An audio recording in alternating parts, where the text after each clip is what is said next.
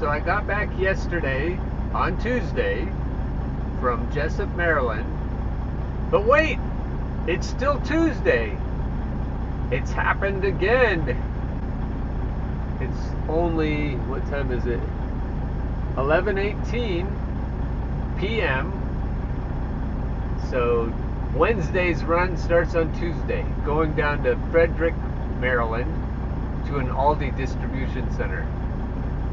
I have no idea what I'm going to talk about yet. I can see it's not too foggy to see both windmills this morning, but they're in the dark, so you probably can't quite see them. Maybe you can. You've got the 3 trucks here in a row, and then you've got a blank parking spot, and then you've got a black SUV. If you look right up behind the black SUV, you can see the closer one. And then if you look slightly to the left of there and farther back, you can see the other one. The windmills are a good theme. I'll have to figure out why. Talk to you soon.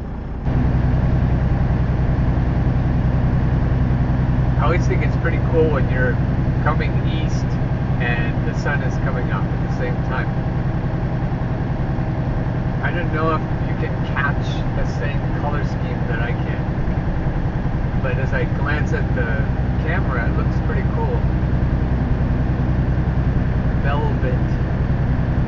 And you can still see stars, I think, in yours. In my view, you can't really. Maybe I'm making it up. I've been thinking about what I said a couple days ago about feeling wimpy, and how you owe it to yourself and to any partners in your life and children and students and everybody to not be wimpy, because being wimpy, being weak, feeling vulnerable and needy and clingy also is toxic. You're not at your best self when you're toxic. Also, you're not at your most attractive. So with that in mind, I've been thinking, what are strategies to be strong enough not to be toxic? And one is something I mentioned pretty early on about not giving a fuck. And you think being non-toxic would mean you have to give a fuck. And I remember talking about Mark Manson's book, The Subtle Art of Not Giving a Fuck. And that is a must-read. It's a life-changing tome. And if you read that, you start to get the idea that you only give a fuck about things that matter. And then you start to think, if you think about what Aaron Doughty says about meaning, there is no meaning unless we give it meaning. And I'm starting to wonder then if this is all a big video game, as Elon Musk seems to think. Does anything have meaning? Is there meaning?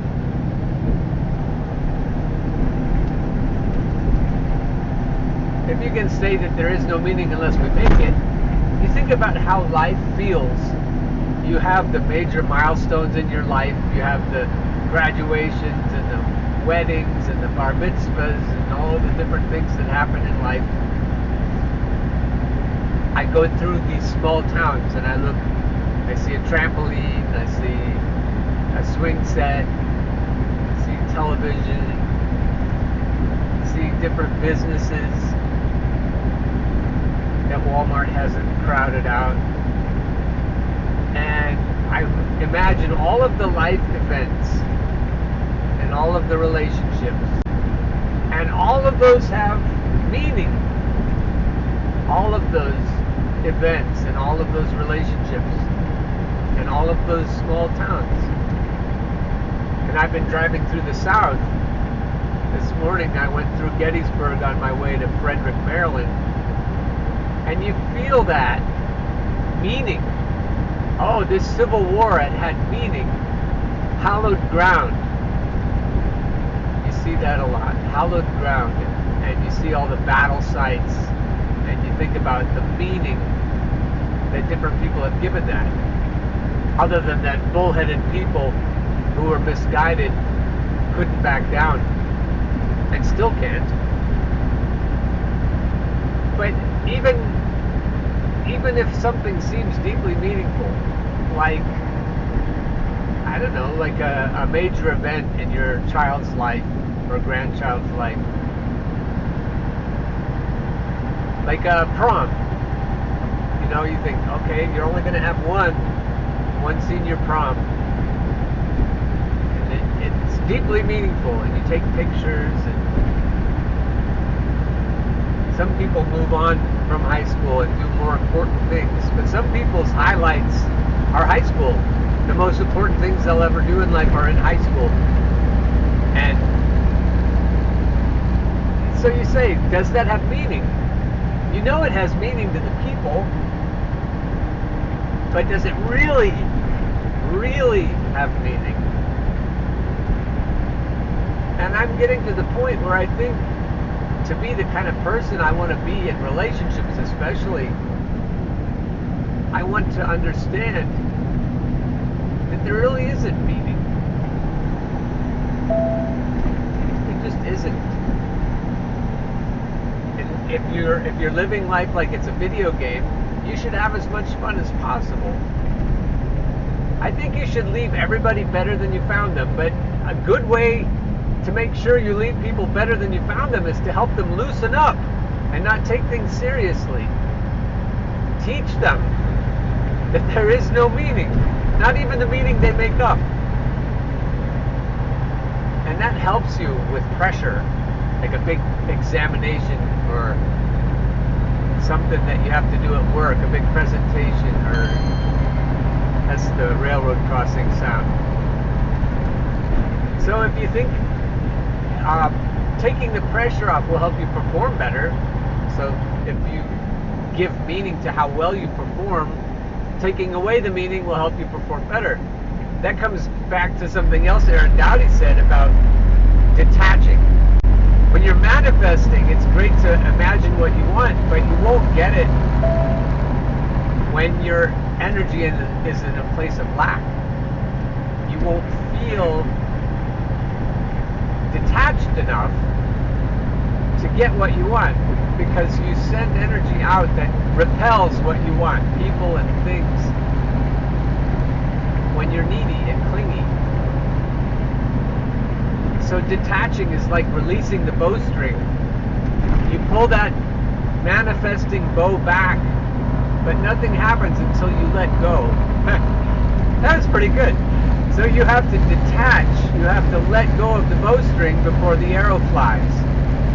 And we're not good at that because we think everything has too much meaning. But if it's all a video game, what meaning is there? We use up the lives we have and then we go do something else.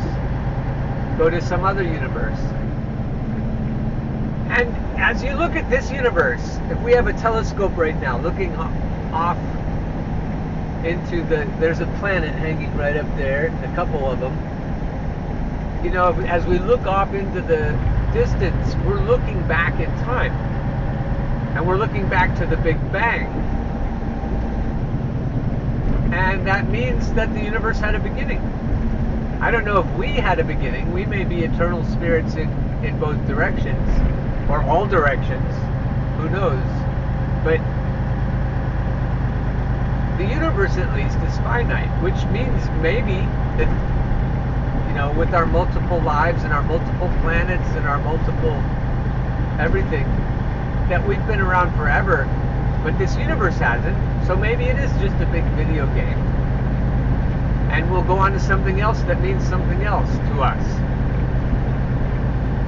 in which case it doesn't mean as much, it doesn't mean more than any other game you play. It's just a different time frame. And time isn't real anyway. Ask Doctor Who. Who? Doctor Who. So as I ponder all that, as the sun is thinking about coming up, I feel another way, another tool to help me be strong enough not to be toxic.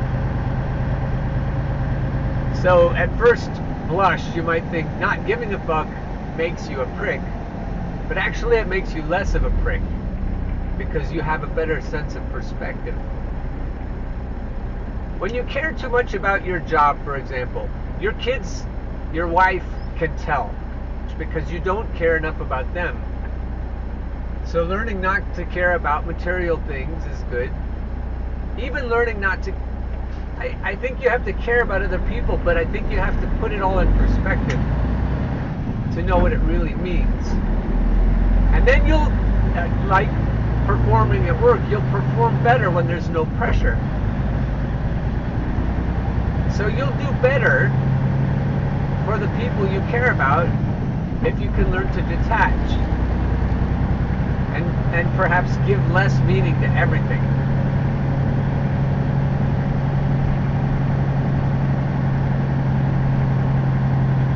Now you can see the sky, it's really trying to be blue instead of black velvet.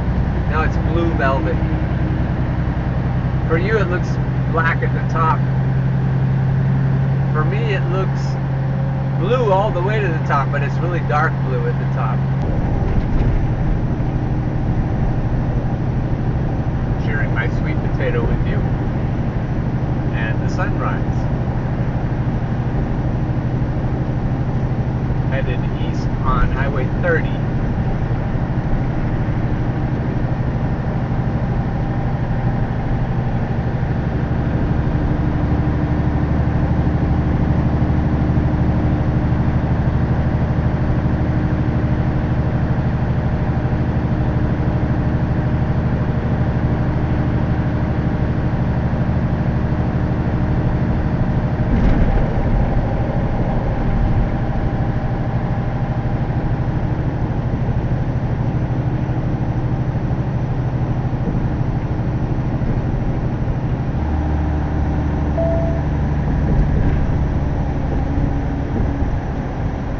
Heading in New York. People are waking up a little bit. 5:19, 5:20, something like that. Yeah, 5:20.